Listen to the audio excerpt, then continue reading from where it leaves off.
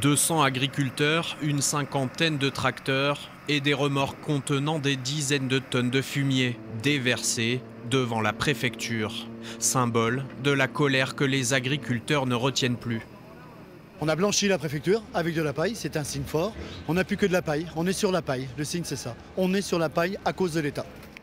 Le déclencheur de ce mouvement, l'absence d'accord avec le ministère de l'Agriculture sur le classement en zone défavorisée et le sentiment d'être les oubliés du gouvernement. Il n'y a pas de violence, il y a beaucoup de dignité dans ce que l'on fait, mais on ne peut plus supporter de ne pas être considéré par l'État. On n'est pas considéré par l'État. Tout représentant de l'État qui mettra les pieds sur le département de l'Aube sera rejeté. Ça, c'est un signe fort. On a un secrétaire d'État qui doit intervenir la semaine prochaine. Il n'interviendra pas sur le département. On le foutra dehors. Un peu plus tôt dans l'après-midi, des bennes sont déchargées devant la direction départementale des territoires par les jeunes agriculteurs.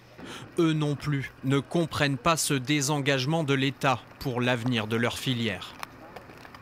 On se retrouve avec des territoires sur le département, je cite le Barrois et le Pays d'Hôte parce que c'est les plus impactés, mais où demain, il n'y aura absolument plus d'agriculteurs. On ne peut pas penser à des reconversions professionnelles, on a des usines qui ferment. On nous parle de faire du bio, de faire de la vente directe, mais quand il n'y a absolument plus de bassin de population pour vendre nos produits, comment on fait ? Sans une action rapide et concrète, ce sont tous les acteurs économiques du département qui pourraient en subir les conséquences.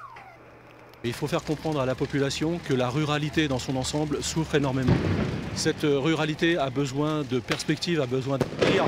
Et aujourd'hui, c'est extrêmement compliqué de naviguer à vue, comme c'est le cas en ce moment.